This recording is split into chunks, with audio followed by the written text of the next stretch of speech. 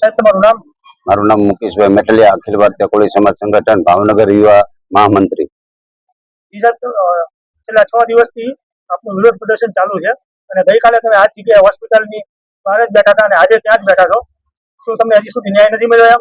અત્યાર સુધી અમને કોઈ જગ્યાએ ન્યાય નથી મળ્યો. અમારા બેન અને આ દીકરો એક્સપાયર થઈ ગયા છે. ડોક્ટરની બેદરકારીથી અમને કોઈ જાતનો ન્યાય નથી મળ્યો. પોલીસ પ્રશાસન અને હોસ્પિટલ તરફથી તમને કોઈ સૂચન કે માર્ગદર્શન આપવામાં આવ્યું છે આ કેસ અનુસંધાને? અમને કહેવામાં આવ્યું છે પોલીસ ડિપાર્ટમેન્ટમાંથી કે જ્યારે આનો પીએમ રિપોર્ટ આવશે ત્યાં આની એફઆઈઆર ફાડવામાં આવશે. એટલે મતલબ કે 6 દિવસથી આજ સુધીમાં એફઆઈઆર હજી ફાડવામાં નથી આવી.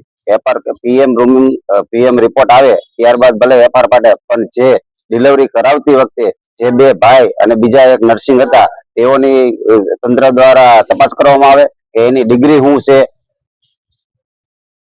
તમને કેમ લાગે છે કે તે સેટિસ્ફાઈડ ડોક્ટર નહીં હોય એમ? અમને ખ્યાલ નથી, પણ જે પોલીસ તંત્ર તપાસ કરે એની પરથી ખ્યાલ આવે. અને હોસ્પિટલ તરફથી તમને શું કહેવામાં આવે છે?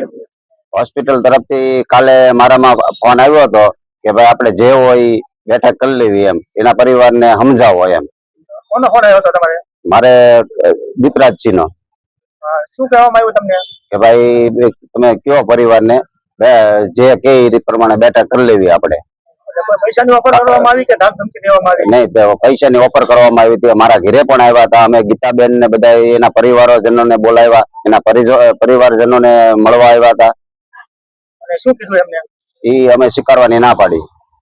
અને એના તરફથી કોઈ પૈસાની ઓફર કરવામાં આવી?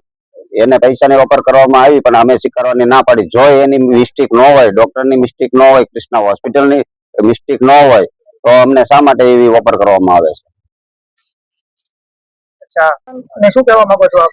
અમે પોલીસ પ્રશાસનને એટલું જ કહેવા માંગીએ છીએ કે જે સિઝેરિયન કર્યા પહેલા જે બેનો અંદર જે ડોક્ટર હતા એ જે મહેનત કરતા હતા એની શું ડિગ્રી છે એની અમે તપાસ કરાવવા માંગીએ છીએ. આવનારા સમયમાં જો હજી એફઆઈઆર દાખલ કરવામાં નહીં આવે તો આપણે શું કરશો?